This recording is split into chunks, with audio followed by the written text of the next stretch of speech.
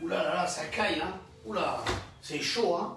Alors je voulais faire un petit entrée showbiz, mais j'ai voulu frimer, mais c'est pas bon, hein. Il fait très très froid. Bon, on va commencer à parler tout de suite des informations, le vrai ou le faux. Alors messieurs les policiers, malheureusement, avant-hier, vous vous êtes fait avoir. Les caméras étaient là. Et oui, vous avez voulu faire du faux, et finalement, on a vu du vrai. C'est comme si maintenant, nous, on se faisait attraper au feu rouge, on brûle un feu, on dit non, c'est pas nous, et la caméra dit, mais si, c'est vous. Et oui, chacun son tour. Bah oui, c'est comme ça. C'est la règle du jeu, on n'a pas le choix, c'est comme ça. Alors maintenant, je remercie quand même notre ami Monsieur Cash Sex, on va l'appeler comme ça. Monsieur Cash Sex, bien sûr, il dit Cash Sex, le Premier ministre. C'est mon petit surnom que je vais approprier. Je voulais quand même le remercier parce que nous comptions aller au sport d'hiver avec ma famille et mes amis. Donc j'ai bien compris que le sport d'hiver est ouvert, mais qu'il n'y a pas de remontée mécanique. Donc messieurs, mes amis, quand vous allez au sport d'hiver, surtout, demandez à votre femme ou à votre mari de vous porter sur le dos, vous montez jusqu'en haut. Une fois que vous êtes en haut, vous êtes mort de soif, vous ne pouvez pas boire parce que les bars sont fermés ni manger, et vous redescendez en 2 minutes. Et voilà, la journée est finie. Après, c'est au tour de votre femme ou votre mari, c'est vous qui le mettez sur les épaules. C'est comme si maintenant monsieur Cash Stex, ok, on va arrêter de déconner, Premier ministre, ok, il nous disait, vous avez le droit d'aller à la piscine, mais vous n'avez pas le droit de nager. Vous avez le droit d'aller dans une salle de sport, mais vous ne pouvez pas utiliser les machines.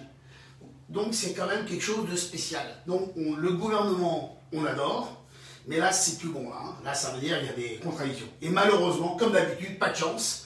La manifestation hier était contre la loi pour passer, pour qu'on arrête de filmer la police. Manque de chance encore pour M. Macron. La veille, un exemple fatal, nous prouvons que la police, heureusement qu'elle a été filmée, ou sinon, le pauvre monsieur, le producteur, monsieur Michel, qui est un homme de couleur, malheureusement, qui s'est tombé sur lui, et ben il aurait été en prison s'il n'y avait pas eu ses caméras. Une catastrophe. Donc ça veut dire que quelque part, heureusement qu'il y a eu ces caméras pour au moins prouver la justice. Et le pire, c'est que sur les 4 policiers, il y avait un commissaire. Bon, on va parler un petit peu quand même de la presse, parce que est-ce que c'est faux ou c'est vrai?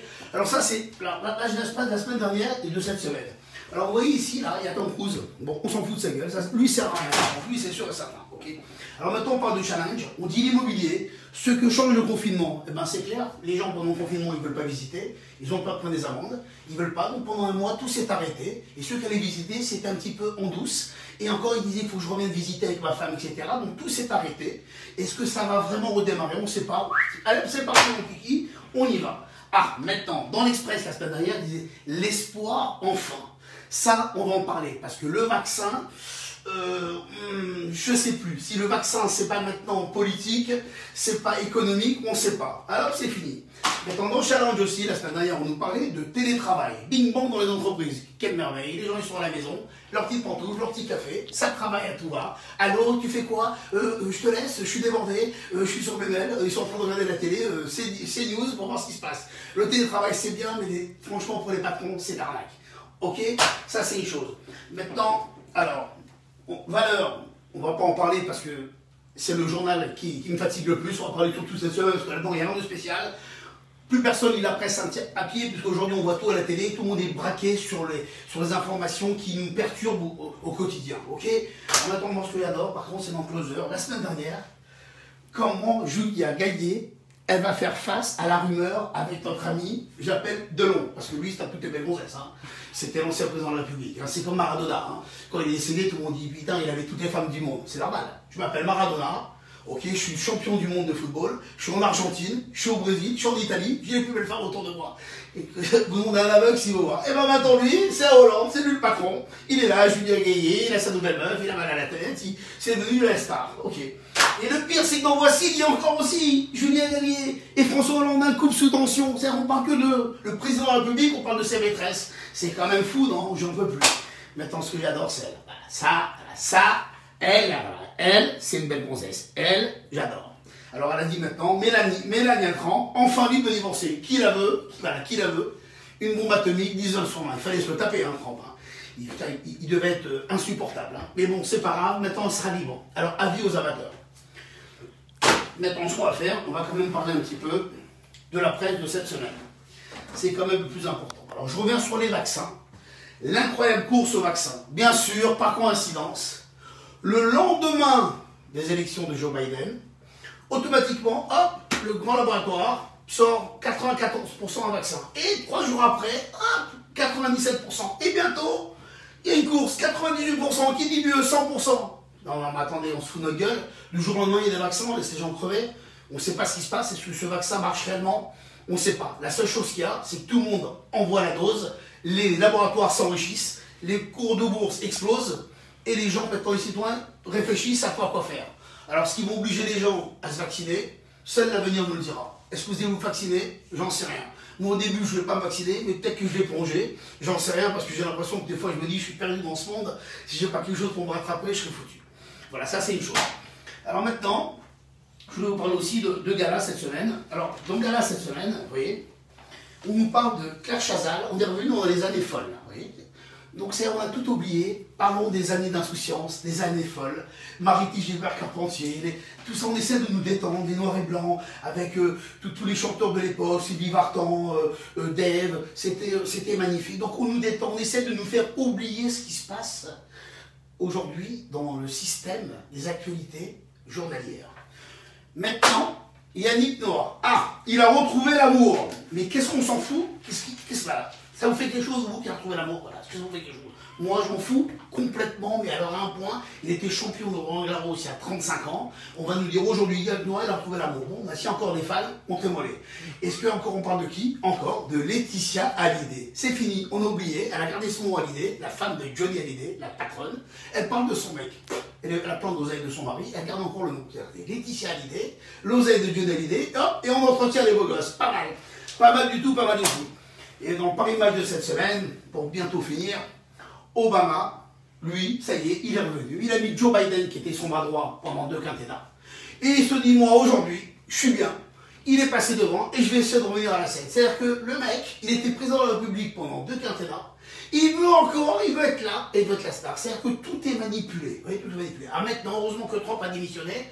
Il a dit, ok, j'arrête. Heureusement, parce que je voyais mal la scène, vous allez retirer par force avec le FBI, enfin, rouler sur son fauteuil et sortir dehors.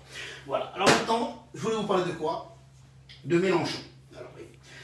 On ne va pas trop parler de politique, mais la folle dérive de Mélenchon. Est-ce que vous imaginez, si Mélenchon se présente au présidentiel, même moi, je peux me présenter. Voilà. Qui c'est qui veut se présenter? On y va. C'est-à-dire que Mélenchon, il doit faire les guignols de l'info. Il est mal élevé, il parle mal, il insulte tout le monde, il est fatigant, ok? Il parle de la haine des flics, il parle de tout, il parle de l'islam. Il y a des choses, que je n'arrive pas à comprendre. Est-ce qu'aujourd'hui, quand je vois Macron qui ne veut pas de président de la République, quand je vois Trump qui est passé comme ça comme lettre à la poste, vous voulez pas qu'on fasse une petite réunion, qui veut être président, on y va? Parce que si lui, il se présente au présidentiel, c'est-à-dire que tout est permis. Et là, il faut vraiment sauver, parce que là, c'est catastrophique. Voilà, donc vous voyez, aujourd'hui, c'est vrai et c'est faux, on ne sait plus. Vous voyez, toute la presse, elle est par terre. Je suis fatigué. Les informations, j'ai une télé, je ne regarde même plus. On a mal à la tête. Nous, ce qu'on veut, on veut kiffer. On veut vivre. Maintenant, on veut simplement, ce que je veux aujourd'hui, c'est vous faire comprendre. Ne pas vous braquer sur cette presse, ne pas vous faire endormir le cerveau. Simplement regarder vous-même, personnellement, vous et votre famille, essayez d'avancer, de construire. Alors, un petit mot, si je voulais vous dire, pour en finir, pour les aides. Ok, il y a des aides d'URSSAF que je viens de mettre sur le lien Business Survivor. Ok, ça serait intéressant de regarder. Et maintenant, je voulais vous dire, messieurs, ceux qui ont vraiment morflé, c'est les commerçants. Comme je disais, les employés, ils touchent au chômage partiel, ils touchent leur salaire. Les commerçants, ils ont du mal à démarrer. Les restaurateurs, ne vous plaignez pas trop. Ok, le gouvernement vous a offert quand même 20% du chiffre d'affaires l'année dernière sur le mois de novembre. Exemple, vous avez fait 800 000 euros, 500 000 euros, ben vous avez touché 100 000 euros sur 500 000 euros. Le chômage partiel et les loyers, si vous n'êtes pas là, vous pouvez ne pas les payer. Ça va, il ne faut quand même pas exagérer. Et même si vous avez fait derrière 100 000 euros sur une petite brasserie, ben vous allez toucher 20 000 net, plus ces gens au chômage partiel. Ne vous plaignez pas trop, je pense que le gouvernement a poussé bien comme il fallait.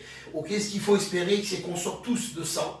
Et croyez-moi, messieurs les restaurateurs, quand tout ça, ça sera fini, les seuls qui vont exploser, ce sera la restauration. Vous savez pourquoi? Parce que moi, je rêve que de manger au restaurant matin, midi et soir. Même l'après-midi, des cafés, j'ai envie d'aller à la Trocadéro, chez Carrette, à gauche, à droite. Donc on attend tous de revivre nos années merveilleuses qu'on a passées avant et les années merveilleuses qui vont venir après. Et en plus, j'en profite aujourd'hui pour dire merci à mon amie Nathalie Taillard qui me fait tous les teasers tous les petits gags, qui est une très forte en webmaster. Et je vais mettre son teaser sur ma page tout à l'heure sur le club VIP Marco Serossi. Vous allez voir, vous allez faire un site internet, vous avez besoin de plein de choses, des logos, des pages exceptionnelles. Vous allez être ravis, c'est une génie. Voilà, je sais pas comment on dit en féminin, mais elle est exceptionnelle. Vous voyez tous les petits teasers, un peu les montages, tout le monde me félicite, c'est pas moi, c'est elle. Et en plus, ça m'a fait maigrir de 4 kilos cette semaine. Regardez comme je suis beau gosse. Attention, là, c'est du grand Marco Serossi, du grand retour. Regardez, elle m'a coaché en même temps pour en 4 kilos, j'ai encore 6 à perdre. Je vous embrasse, à bientôt.